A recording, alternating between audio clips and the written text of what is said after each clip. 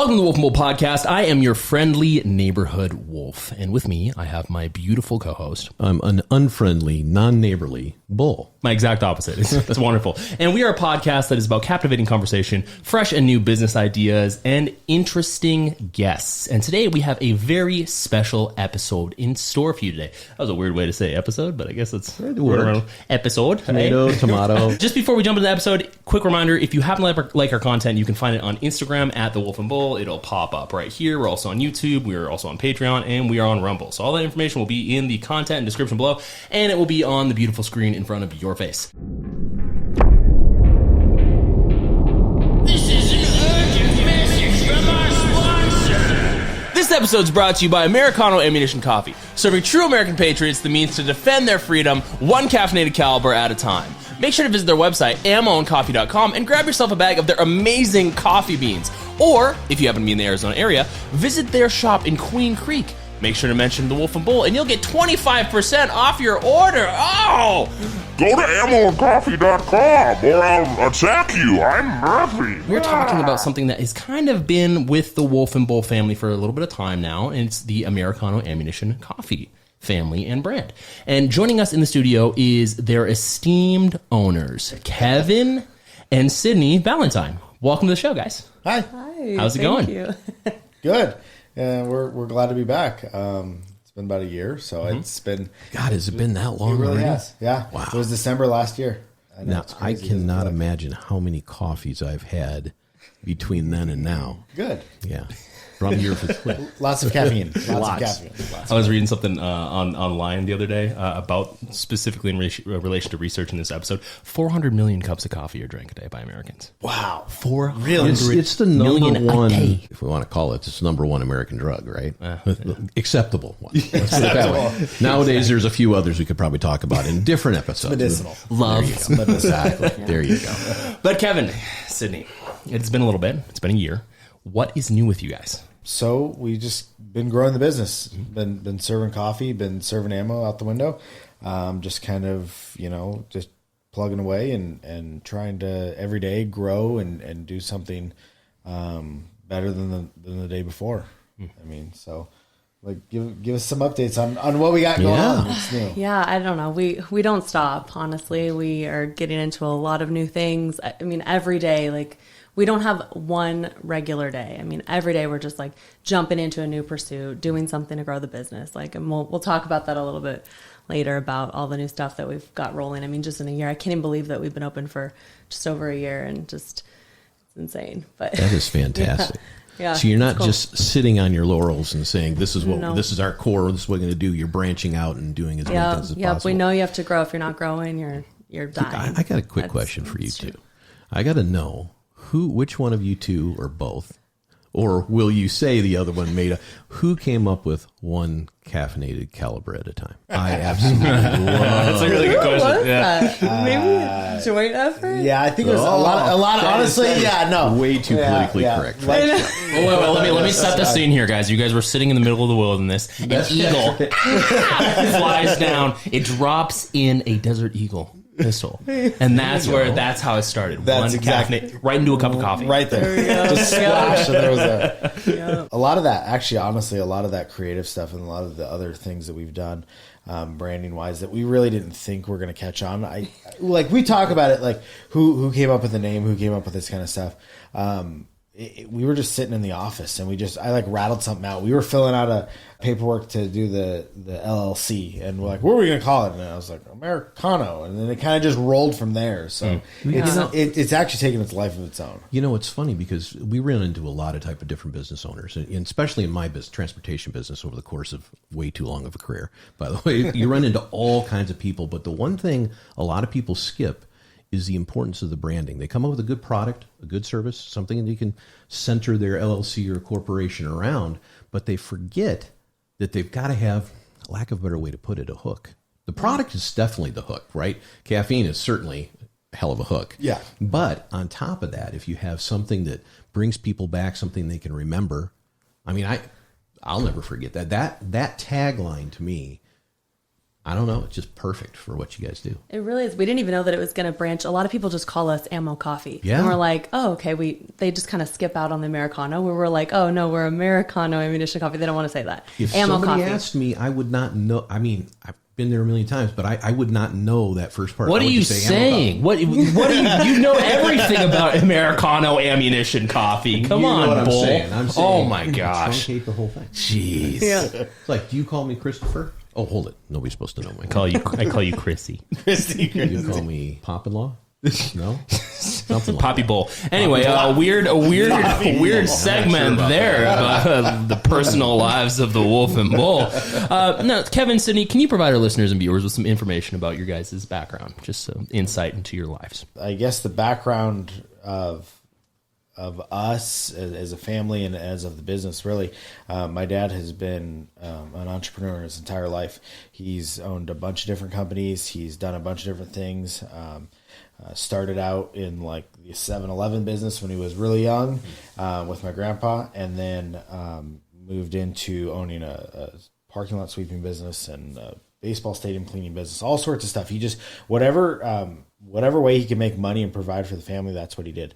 So for me, that's kind of what I always grew up with. And I worked a few different jobs. I worked like blue collar jobs for a while, and she was a software engineer for Intel. Yeah. I mean, she had the real job of the family, like of anybody. She's the most educated. She's the smartest. She's the best of the entire family that she married into. And after COVID, right around COVID, we realized that none of that was for us.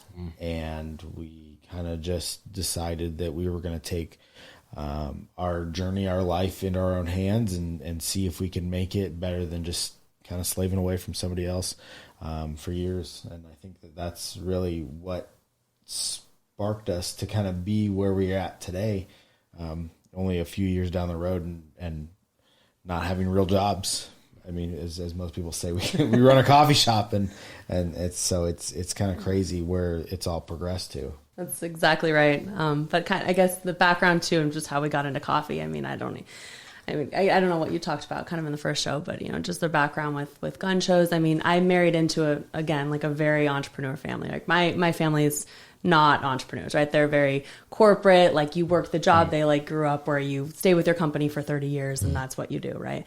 But I'm just different. I mean, I married into this family that I see that, especially like my father-in-law, our other part owner of the business, Jamie, he's just the risks that he's willing to take. I mean, it's just inspiring to me, honestly. And I'm like, I love that. I love being able to just jump into something and just risk it all. I mean, that's really cool to me. And every day is like interesting.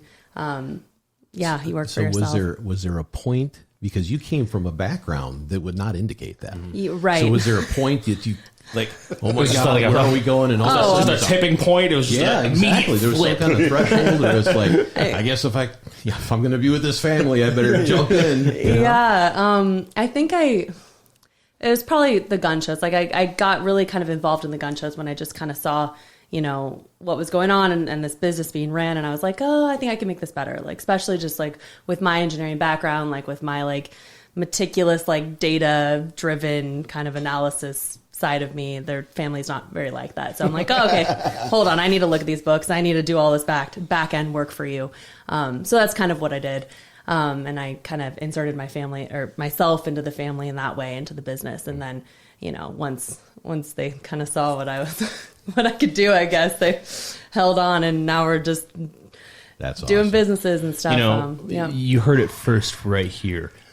Patriotism and American freedom is what started this. Gun shows. I love it. That kind of brings up another question that I have, because I know, obviously, as a business owner myself, there is a little bit of self-doubt that some people have.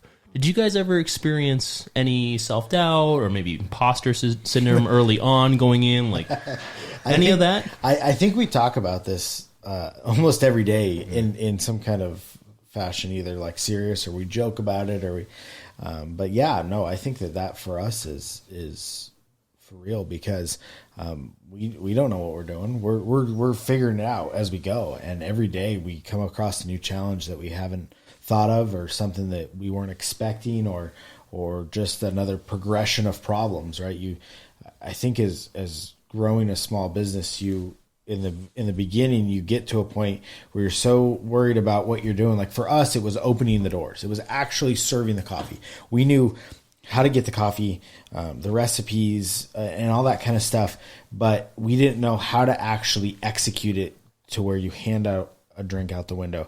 And then like in our first couple of months, we realized that we were there and we could do it and we were comfortable doing it. And we didn't think that everybody was always going, wow, they're just faking it. Right. And then, but then you get comfortable, and then you realize that when you get comfortable, you aren't growing. And then, so the next thing comes along where you have to figure out, what it is that you're doing. So I think imposter syndrome for us is like a daily thing. And you learn quick too that, I mean, does anybody really know what they're doing? I mean, being in corporate world, you just know that. Act like it. Right. And exactly. I think, and that's the thing is if you can sell it, that we're the best coffee shop around and we have the best. Now, don't get me wrong, our coffee is delicious. We all know it. It is. But if you can sell that point, that's really a lot of the battle. But it's not just whether you're the best or not, because that oftentimes is a subjective thing, right? Mm-hmm. It's understanding inside that you're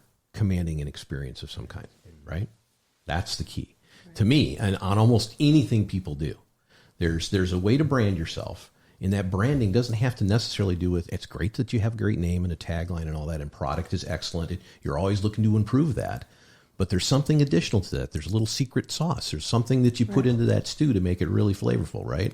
And I mean, that's you two, right? We've got a family friend that owns a winery in Wilcox, and he basically says the same thing. He's like, yeah, they grow the same grapes in the same region, in 5-acre plots next to each other. There's really not much difference. It's the experience. Mm-hmm. It's how you sell it, and it's what you do. And I think that is the Raz on the thing is us. And I think that a lot of our success as different companies that we run is that. And I think it boils down to it's family more than anything.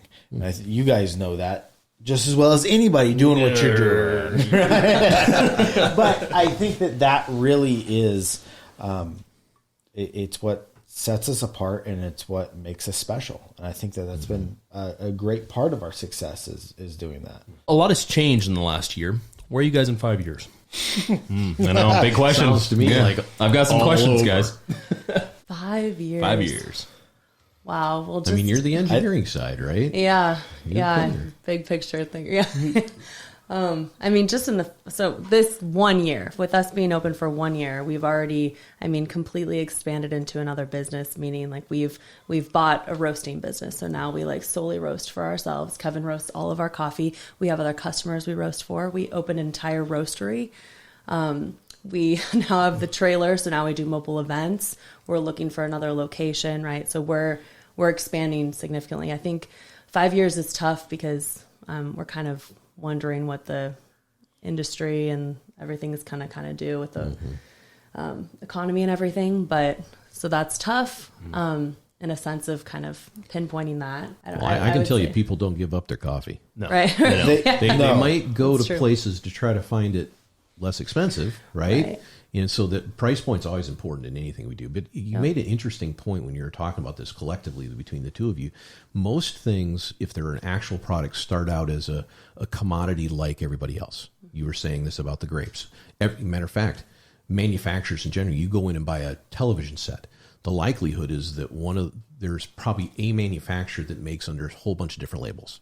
Mm-hmm. Specs are a little different here and there. The roasting's slightly different, all that kind of thing. Yep. But there's more to it than that. There is. So I think as long as you guys have a unique experience in the growth thing, I know that you can get over your skis quick on. I know that from personal experience, right? Mm-hmm. We had huge expansion in one of my businesses for the first 5 or 6 years of its, and then we had a lot of bumps in the road after that, economically, right? But that was probably, it sounds like you guys are differentiating yourself. You're going into other avenues. That's important. Yeah, that's kind of, like I said in the beginning, my dad did whatever he could do to make money and whatever he could do to make the most amount of money. And that has made our mindset for what we're doing. So not only do I have the wedding venue and the event space and that portion of it, the coffee shop, which sells directly to the customers. I have the roasting business that not only cuts down prices for us, but also diversifies me into other aspects, right? Like, let's be real. We kind of talked about this last time. Coffee is not really in the political sense, it's not really on the right. It's usually on the left. I mean, it's Starbucks, it's these different kind of stuff. We kind of segmented ourselves into this spot of we're very America, very pro-America. Like we talked about last time, you see things through an American lens. But how do I also capitalize on the other people that drink coffee too? Well, I sell coffee now to different coffee shops in the center of Phoenix and in odd places in south part of Tucson that it's diversified in us in that realm. And I think it really, because of our experiences and where my family comes from, that is a good thing, because if something changes in one of those, at least we have the rest of it to kind of balance us out. Certainly broadened your base a lot. Exactly. And that's I'll sell a cup of coffee to anybody. I don't care who you are. Like, that's capitalism at its finest, right? So that's really given us a different perspective on how to run business too. We don't want to get focused on a specific lens of only being who we are as personal people, right? But we want to broaden our view of it so we can sell to everybody. Know your audience, for sure. Yes. Absolutely. That actually spawns an interesting question for both of you guys, or all of you guys. Do you think that is the future of business ownership generally? Because when I think of business ownership when I was younger, I think of someone having, I have an energy drink and that's all I sell. And now it seems like everyone has to have 4 or 5 different cookie jars that they have their hands in at any given time. I don't know about you guys, but I think part of that branching off scenario is kind of twofold. One of the things you guys are doing is you're going into another aspect of the same industry, because you see that you're buying something from somebody else that you can actually create yourself. So there's margin there to either capture for yourself or pass along to your customer, or both, depending on, or broaden your base like you're talking about. I mean, that's hugely important. Yeah. But I think the other aspect, you talked about energy drinks, or you could go into a grocery store and see 15 kinds of ketchup and mustard, right? All these different flavors. And you'll see one that's there for 6 months and then it's gone. They're experiments, right? And I think it's real important to understand your core competency as far as your business is concerned, but also understand that you can't sit on that. You've got to continually experiment on where to go next. Sometimes it's the wrong rabbit trail, right? That's my take. Oh, yeah. I don't know about you guys. I think that's very true. I think there's some stuff that we've realized that like that's not going to work, or that's not, we got to kind of change and flip and keep. I don't want to say chasing the dollar, but that's what we're doing, right? We're trying to find what is going to be profitable and what will work for the specific climate. I think that the future of business is kind of diversifying and doing a bunch of other things, getting, nickels from a bunch of different things rather than quarters from one, right? Yeah, that kind of makes it how it is. Talk about like the ammo, how we're getting into that now. That's I've always wanted to know about that. Let's dive into that. So as of like 24 hours ago, we purchased out a company that manufactures ammo. He's one of our vendors at the gun show. He wanted to get out of the ammo retail side. He just wants to produce the ammo. So we are now in the next, I don't know, hopefully like 3 to 6 months are going to roll out Americano Ammunition, like our own privately labeled. We're gonna do the same thing we did with the coffee. We're gonna bring it in house, and we're gonna do it. And I think that is another way to get some of that margin. Exactly. And then also like loss leader, like let's drop our prices a little bit lower now that we have the room to work in there, and let's see if we can sell more volume and do that. And that's the evolution of our business is constantly. It's always evolving at a rapid pace, and it's almost like I explain God as he's like bumpers on a bowling alley, and he kind of just lets you kind of get down there. And that's kind of what it feels like for a lot of our businesses, that it just, we just kind of go where we think it's going to go. And that's part of the experience. It's part of how we came up with a coffee and ammo shop, and just in general. I mean, what do you think about that as an outsider, like into my family? Like, is that not how we operate? Like, we just kind of wherever the wind's blowing, exactly we go with it. That's exactly right. I mean, they're just very faithful family, which I also like really admired, like coming into this family. But they, especially when, I mean, sometimes tensions are high. It's like a family business, right? Like we'll have massive family feuds, right? Essentially. But, we'll literally stop and pray, and honestly, we'll just get, again, like led in the right direction that we're supposed to go to. And we kind of just have this feeling like, okay, this is where we're supposed to go. And we start to like, go somewhere else, right? Stray a little bit. We just get pushed right back, and we're like, okay, maybe this is, and our coffee shop, it isn't just about coffee, right? We have like such a bigger purpose. Like we're just trying to be like, I don't know, like a voice for people, right? Like a place where people in a society that doesn't allow you to really be yourself. Like it's more than that, right? It's just more than honestly a cup of coffee. And I'm hearing a much bigger vision coming out of this. I'm hearing the 5-year plan right now. She really is. She really is the one who kind of drives that side of like, what are we really doing here? Like, and I'm just the guy that kind of figures out how to get it done, right? Like that's my role, is like how do we roast coffee? Okay, Kevin's got to learn how to roast coffee. I learned to roast coffee, and tomorrow at 6 a.m. I'm going to go roast coffee for 12 hours because that's what we got to do. I get her done. She is the big picture, the thought process behind it, and it's cool to see that come together. It's a good compliment to each other as well. It is. And like, so we come back to the dynamic between a husband and wife. I think we're like the polar opposites of each other. I don't take notes and I don't do anything. I just kind of listen, and she's the one who's on the computer and can summarize the entire meeting. And those two things combined together really make for, I think, an unstoppable team that we've kind of created. But the husband and wife dynamic is, it allows you to fill kind of the gaps for each other, right? Isn't that, it's so funny because, I watch a lot of sports and stuff like a lot of us do. You're probably not doing it while you're roasting coffee. Maybe you do. But fires. A lot of people will focus on trying to correct something that a player can't do well.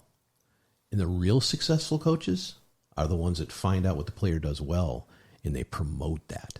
They nurture that, and they help fill the gaps around that by getting other players to complement. Exactly. What you're doing. And totally true. Yeah. And I think that really is part of our big success. It's the two of us plus my dad. So he brings a completely different thought process than we do, right? He's older. He's had experience in business, and he thinks of stuff that we don't do. And the three of us put together really kind of, it's a pretty cool thing. And then you add, like I said, my mom is my other business partner in my other business, and my sister works for us in the coffee shop. He put us all together, and it's pretty unstoppable. Sometimes it's really crazy though. Sometimes it's really annoying, and sometimes it's tough. But I think that we're really blessed for the situation that we're in. Let's dive into that just for a brief moment. How do you guys balance? Because I know you got a lot of plates spinning. How do you guys balance the entrepreneurship part of your lives with the family R&R part of your lives? Yeah, that's tough. R&R? Guys, I'm coming in with the hard-hitting questions, okay? I wish I had some R&R. That would be probably good for us. It's just work and more work, and we can't wait for a daughter to be old enough to work. No. She's 19 months going on 16 when I can hire her. Yeah. We do a pretty good job at kind of, I don't know. I mean, we don't really turn off the business talk, right? Because you can't, right? I mean, especially in when you own a business, or it's like your life revolves around it, as it should, right? Because things change. You don't just shut off at 5 o'clock. That just doesn't happen. Otherwise, you can't grow. But I think, I don't know. we're so different, but we're very compatible in the sense of like we're truly our best friends, and like we love spending every second with each other. So that really helps a lot, because you have to really like to spend time with your significant other if you're in business with them, or it will not work. One other thing you said a moment ago, though, Yeah. about this bigger picture thing. Oh yeah. Okay. Tell me if I'm right or wrong about this, but my guess is that the family relational part of it is always better if there's a particular goal that you're both looking at together, right? Because when spouses don't, they have separate careers, separate goals. That's fine. It works for some people. Yep. But if you're doing something together, you got to be goaling for the same thing. Then it's not. Those talks aren't always work. There might be fights once in a while, but they're not always work. Right. I think that's absolutely true, because once we realize that what we're doing is like we just talked about this before we came over.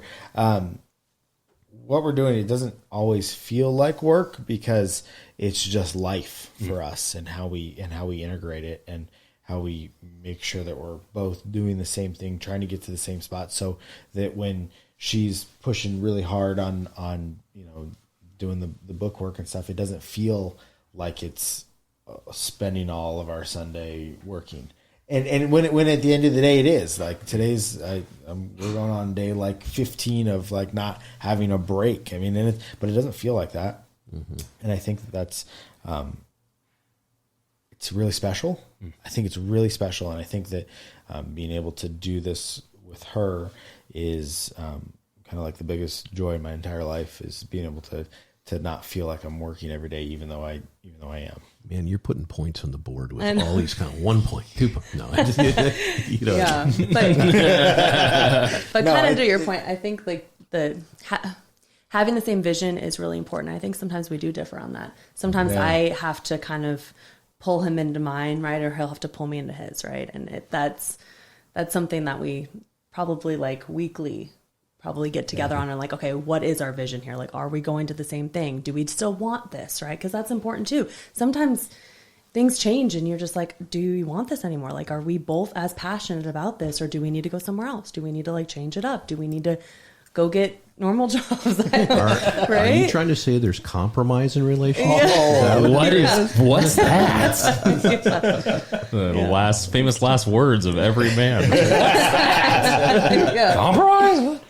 Oh, that's really good, guys. I think I think from what I'm getting from it is there's a lot of malleability. There's a lot of being able to take whatever comes at you and hopefully catch it, but not let it blow you away. So I think that's actually some really good advice as business owners. But I would love to jump into, this is an interesting question that I played around with Beowulf. So please bear with me on this.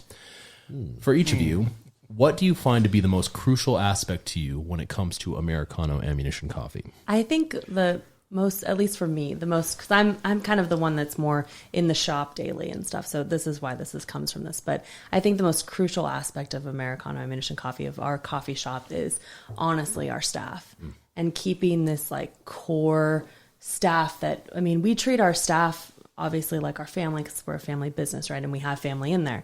But I mean, we like to kind of take, especially we have a lot of like 16-year-olds, we've got one 15-year-old, we've got young kids in there, right? And we like to kind of, like mold them essentially. Like especially when I hear about how the world is now, like how school is now, how high school is now, it's just like a different world than even when we were in high school.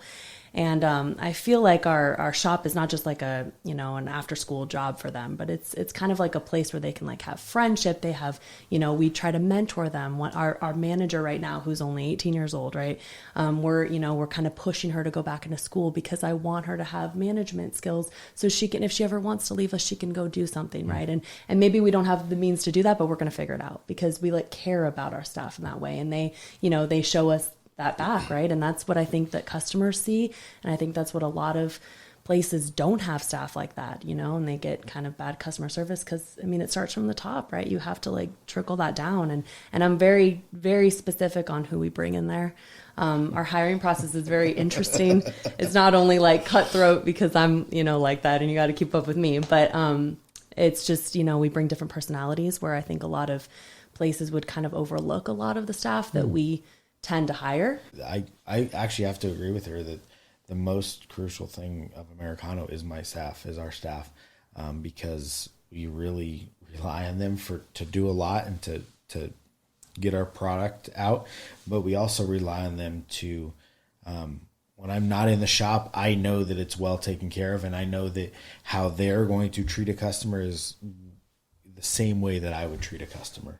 And sometimes that might get us in trouble, and sometimes that they have the right to back themselves up and to stand their ground and stuff. But I think that really is to get our vision out for what this coffee shop and what these businesses mean. I think the staff is the most crucial part. You both said that in a way that shows me that the process, and everybody has one, is very intentional. It's not designed to put a number on a person, but perhaps put a person on the number. And that's unusual, honestly, even for small businesses to do that. Usually when you have just the family doing it, okay, you're all your own unique personalities, and everybody's gone to a family reunion, knows how crazy those can get, right? a lot of fisticuffs. A lot of fisticuffs occur. But when you start bringing in outside personnel, and it sounds like you're intentionally trying to fill personality types, you're trying to mentor them, you're trying to make an impact, is what it sounds like to me. Exactly. And that's more than coffee. That's that experience thing I was talking about before. That's that experience thing, and that's that bigger picture thought process that we try to do, because I think that, like she said, like our manager, we're trying to get her back into some college classes and do some stuff. If she stays with us for her entire career and we grow together, I'm going to be so grateful. But if she goes out and works for somebody else or runs her own business or does something else, I'm going to be grateful, because I'm going to know that there's somebody else out in the world doing it right and doing it the way that is kind of lost, I think, in this world of this generation. See, that's interesting that you say it that way, because normally I would see, like, when I hear someone say something, I'd say, because they're going to be happy. But you said do it right, which I think is something that's really, really important across any industry. There's a way to do something, and then there's a way not necessarily to do something. And sometimes I fall into the category of the latter, because I know that you do the same thing. We both have this moment of, the directions are there, but maybe, just maybe, we should just burn them. But here, I think that's really, really unique. He's talking about the TV that went up on the wall a week ago, by the way. So Santa has been very kind to the wolf this year. Yeah, it was... Let's put it this way. If anyone who is listening knows how to manufacture TV stands, we've got a very large TV on a too small of a stand. It's doing its thing, but we got a 3-year warranty. It's got a little duct tape, a little bit. Baling wire, it's all good. Go. Yeah, it's MacGyver. I've ran into several entrepreneurs that take more of a duplication or a process-oriented view on how to create, run, and then sell businesses over and over and over and over again. And that is not what I'm hearing today at all. What I'm hearing today is that doesn't mean that you never want to sell part of your business or something in the future. Who knows what you want to do? But that's not what you're going into. Some people go in and say, I've got a formula. I'm going to do this process, and I'm going to hire people that fit into this formula only. And as soon as it gets to this point, snap, I'm going to get rid of it and start the new thing and build on it that way. And I don't even disregard that as a viable method of creating and running businesses, creating new ones and everything. But I like the approach you guys are talking about, because people say, we're a family-owned business all the time. Yeah. They just don't mean it all the time. It seems to be, like, in a lot of ways, it seems to be kind of a buzzword today. And I don't mean that like as in like you could just say it and it makes sense in every context. I just mean it like there's a lot of companies out there that say things like, "Oh, we're all family." And people know when it's not genuine. Oh, it's obvious. It's very obvious. Yeah. Unless you don't pay attention, which sometimes I don't. That's the case. What I know, in some especially places. if you guys have a shop like you do, or a trailer that is around at one of the conferences or expositions or whatever the shows that you go to, people, when they go up to those and when they come to your window or go in your store, they know whether you care or not. Mm-hmm. People are not dumb. They can tell. Yeah. Each of you, what is your favorite type of coffee? Like coffee bean or like He's drink? gonna get all Let's do technical. both. Yeah, no, it's Like by beans. You know Down what's the hole funny? we Let's go. do both because I have both those questions. Is there preferable like country specifically where the coffee comes from, and then what type of drink? An Americano can never be beat. Okay. Part of why it's the name. It is, and I like my Americanos black, like just espresso and water and ice. Same. There it is. It's the only way to drink it. It is the only way, and so that can never be beat. I do like our lattes and I do like our stuff, but it's just it can't be beat. And I have a bean actually that's at the house. I French pressed it yesterday. It's a San Sebastian Mexican from Oaxaca. It is super creamy, super delicious, and I'm really sad because I just roasted my last bit of it and had to do a different Mexican in the blend. But that is my favorite specific coffee bean. It is beautiful and perfect and absolutely delicious. You're getting a little emotional right now. Like, you okay? So the last time we talked, we hadn't started the roasting side of everything, and we discussed organic and non-organic coffees a little bit and some other stuff. And so since then, I have gone down the rabbit hole of learning about coffee beans and their origin and all sorts of stuff that really I didn't know a year ago made a difference into coffee, but is the biggest, like the details actually really make when it comes to like quality coffee and roasting and beans and stuff makes a massive difference. And so organic and fair trade is a real thing. It is a little bit. Organic is still kind of a buzzword, but very like I can tell you where the coffee bean, what family produced it, probably the name of the guy that picked it, like because the importer that I use is very detailed with what they do. So it actually you can really hone in on stuff. So that definitely there is something to be said about the bean that you use. I don't know any of this information. Sounds like we have a chemist on our hand over here. You sound like Oppenheimer right now describing. If you split the atom of the coffee bean, believe it or not, it's a massive explosion. Absolutely. Well, Sydney, what about you? What's your favorite coffee bean and or beverage or both? All right. Well, I'm not knowing as much about the beans. I try to listen as much as I can. I help bag. That's all I really do with the coffee. The roast master. We just got business cards, and he made me Roast write master? Roast master, and I have to refer to him as roast master. It's a lot. I don't do that. But. What's the name of the coffee sommelier? It's like Q grader. You Q grader? Yes. That's awesome. Yes. That's cool. I prefer a French roast. I think that's what I drink literally daily. I like Americanos too, but I have to have caramel drizzle on them. I have to have cream. So like all of our drinks at the shop that are like renowned from their caramel drizzle, that's me because I love caramel and everything has caramel drizzle, and that's literally because of me. Anyway, but I love all the drinks. I've made most of them on the menu, but I just can't do all the sweet all the time. I mean, I drink coffee like too much. It's just too much. So Americano, caramel drizzle, that's all I drink. What about you? No, what about you? You first. I think the very first one I got when I went in there was the Desert Eagle. Oh, that's Yeah. good. Desert Eagle's And really good. I become very habitual, especially if it has a little sweet on it. Mm-hmm. I like plain coffee too, but Something about it. But plus it's the name. Yeah. This is what we were talking about before. I'm like, I like that name. I like You know, that's so It rings, right? Desert Eagle's amazing. It really is. If you guys haven't had the Desert Eagle, I would recommend going to the location right here at the bottom of the screen and getting yourself one. Not the gun, the drink. You get the gun too. Or both. Both at the same time. Shoot off the gun and then drink the drink. Yeah, perfect. But you know what? I really, really used to love Americanos. Like that's like black sugar, maybe if I'm feeling kind. You know, it's Saturday. I'm feeling generous. You know, I used to really, really like that, and as I've gotten older, I actually prefer espresso. Or what's the is it affogato? Affogato with a little bit of coffee on vanilla ice cream. Is that what it is? Oh. That is amazing, and they have it like overseas. I'm overseas. They have that overseas a lot. But yeah, espresso is kind of my thing. It's nice and easy. You can shoot it and burn the crap out of your throat, and then You know why he likes that?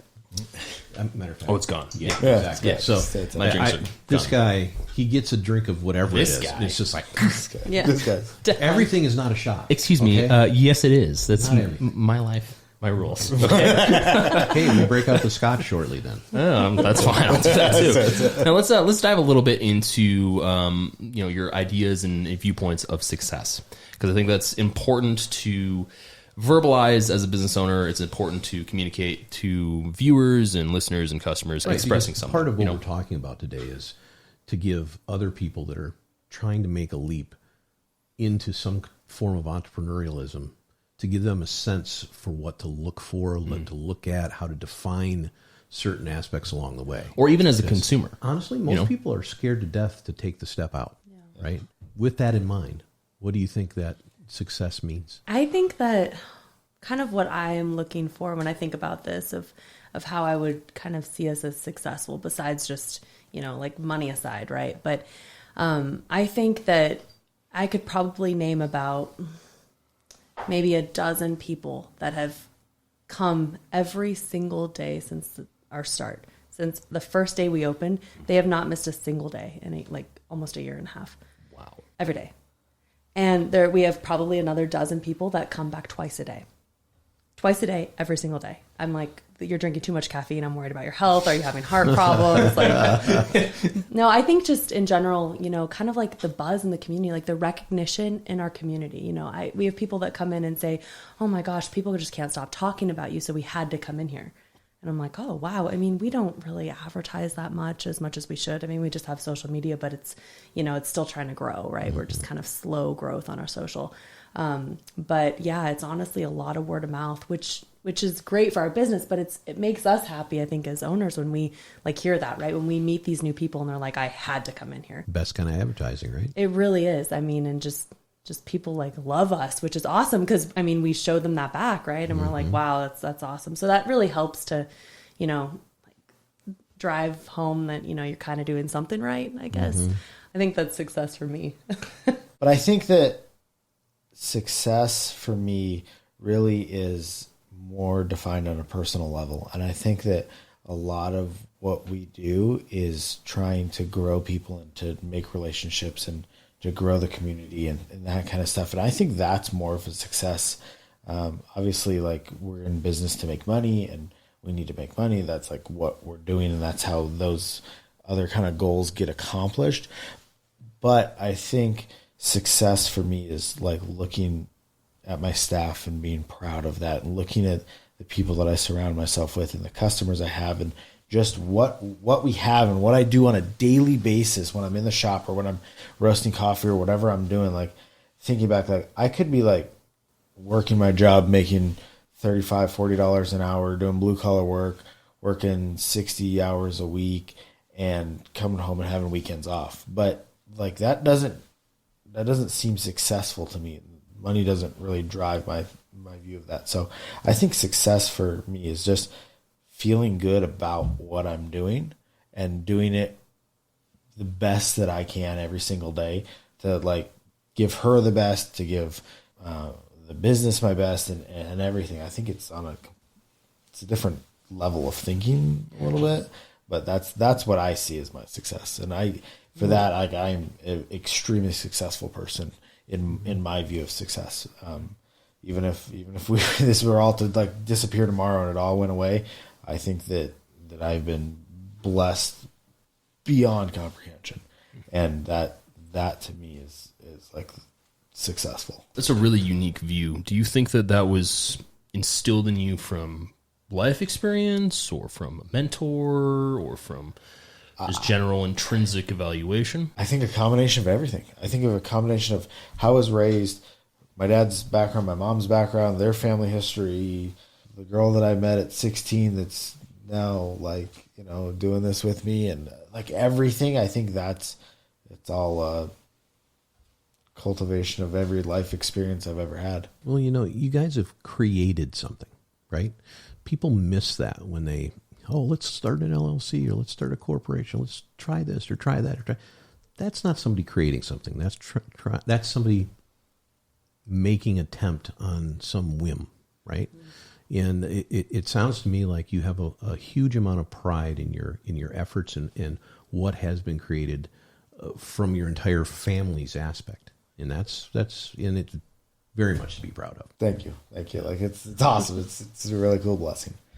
But no, it's fun. I mean, at the end of the day, even when I'm working hard and when we're doing it, we're happy to be doing it, and it's fun. It's fun to have this experience. You guys are in the best business ever, because when every entrepreneur goes through and they're doing all this hard work and they're running low on energy.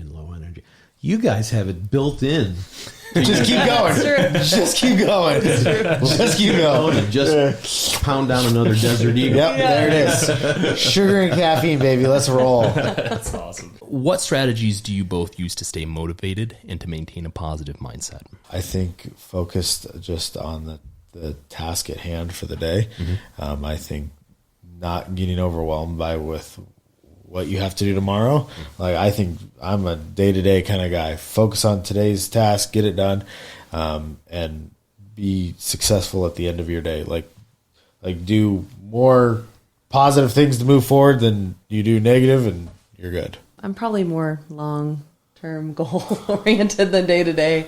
I think, having goals, I guess kind of compiling them, like having some sort of vision, thinking about, probably every day thinking about kind of what happened today and how we're going to actually make that better, right? Not just like, okay, it went fine and we're good. No, I'm like constantly like, okay, we could have made this, process more efficient. We could do this, right? Was all sorts of stuff run through my head daily, but that's kind of how I do that. So you're a review person and a course correct kind of. Yeah. Sounds like it. I would say so. Yeah. Yes. Efficiency is essentially what I strive for. He's laughing because, it's like I bring that home to our lives, right? I'm like, Kevin, for the way that you did the dishes, was that the most efficient method? And he's like, oh my gosh, I thought I got you out of engineering. Then a small forecast. Yeah.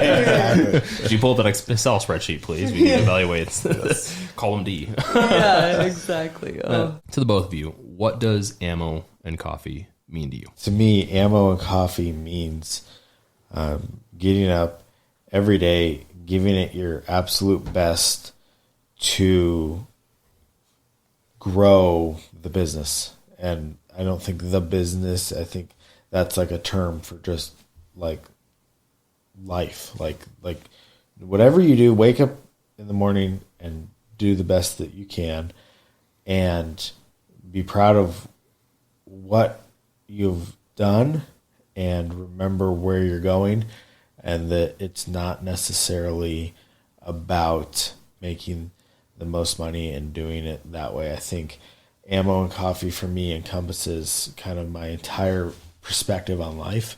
And it just happened to be that it came to fruition by selling cups of coffee and boxes of ammo.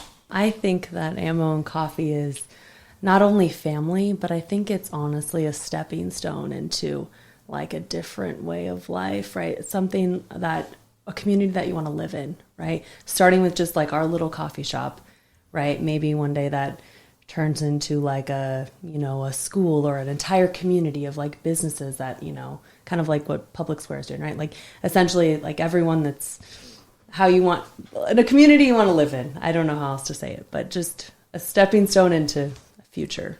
That's how I see it. And that's what wakes me up in the morning and makes me want to go sell coffee every day to wow. customers. That's awesome.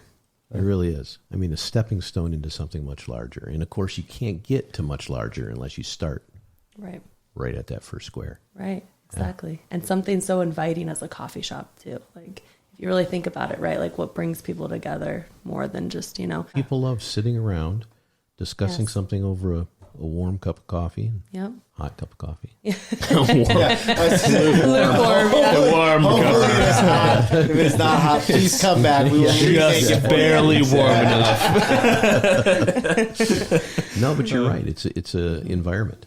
And like I said earlier, I think it's an experience, and you guys have an awfully good one. Thank you. Thank you. Well, it's been a wonderful conversation with you guys. Thanks so much for giving us some insight into your business and your background and experience, and some extreme levels of knowledge in relation to coffee roasting that I was unaware of, that I did not know existed. Hey, you kind of challenged me the last time. You're like, "What do you think about it?" I'm like, "I don't know what I think, but I'll get you an answer." Well, There's your answer. I was a little afraid to do it again, you know. But it's been a wonderful conversation. What is the best way that our viewers and listeners can support you guys? Check our shop if you're, local. If you're not, social media, our website, reach out to us. Tell us if you want us to come to a place near you, wherever you are, what city you are. We'll bring the trailer out there. We're trying to look to see where we can kind of expand.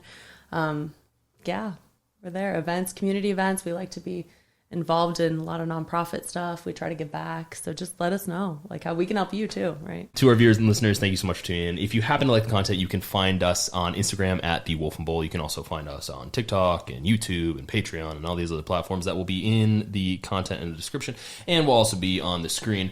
We will be back again with another episode with another special guest quite shortly. If you happen to enjoy this content in this episode, please go ahead and give some support and love to Kevin and Sydney with Americano Ammunition Coffee.